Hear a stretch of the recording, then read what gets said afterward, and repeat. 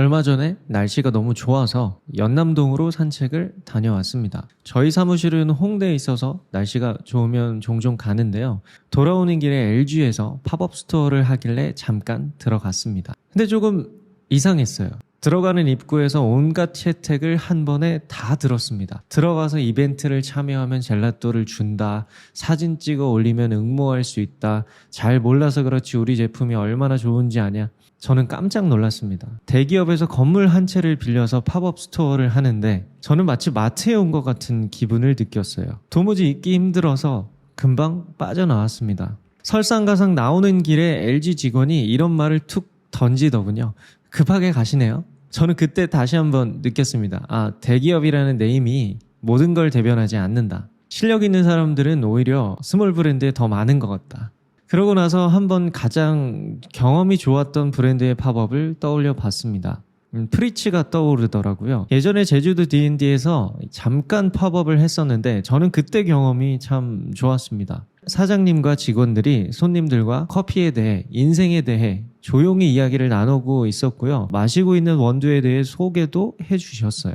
그렇다고 너무 부담스럽게 하지는 않으셨습니다. 적당한 거리가 유지됐죠. 그때 저는 프리츠가 커피에 대해 얼마나 진심인지, 삶에 대해 어떻게 생각하고 있는지, 관계에 대해 얼마나 고민하는지 느껴졌습니다. 이 팝업이 사라지지 않았으면, 제주도에 올 때마다 있었으면 했을 정도였거든요. 생각해보면 이분들은 프리츠에 대해 전혀 자랑하지 않았습니다. 그냥 우리가 제주도에서 프리츠를 한다면 이럴 거야 라는 걸 보여줬죠. 저는 브랜드의 화법은 이래야 하지 않을까 생각했습니다. 너무 직접적이지 않게 고객이 스스로 느끼게끔 하는, 때론 그 생각이 의도한 바와 다르게 해석되더라도 그 자체로 존중해주는. 픽사도 같은 접근을 합니다. 메시지는 관객이 스스로 찾게 해야 한다. 오손 웰스 감독은 이런 말을 했다. 나는 관객에게 한 장면 정도로만 힌트를 주고 싶다. 딱 거기까지다. 지나치게 힌트를 많이 주면 관객이 개입할 여지가 없어진다. 관객에게는 그저 제안만 하고 스토리에 참여하게 해야 한다. 이것이 영화관이 갖는 의미며, 이렇게 될 때 영화 감상은 사회적 행위가 된다. 그동안 나는 작업했던 모든 영화와 드라마를 통해 관객에게 도덕적 교훈을 직접 전달하지 않아야 한다는 사실을 배웠다.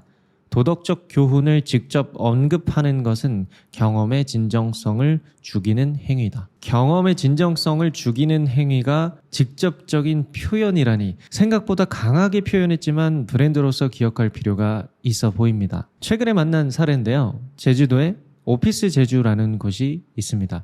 스테이와 공유 오피스를 같이 하는 브랜드인데 화법이 참 재밌습니다. 보통 같은 비즈니스를 하게 되면 하고 있는 업과 공간이 얼마나 예쁜지를 강조하겠죠. 하지만 이들은 브랜드의 대상인 뉴워커의 이야기를 담은 책을 냈습니다. 저도 구입했는데요. 책에 있는 이야기가 공감도 가고 재밌었습니다. 그리고 자연스럽게 이 책을 발행한 오피스 제주의 흥미가 갔죠. 그리고 이런 마음을 가졌습니다. 아, 제주도에 가면 무조건 여기는 경험해본다. 이들은 저에게 자신이 얼마나 대단하고 기능이 좋은지 이야기하지 않았습니다. 저는 책을 읽는 중간에도 오피스 제주가 뭘 하는 곳인지 사실 잘 몰랐어요.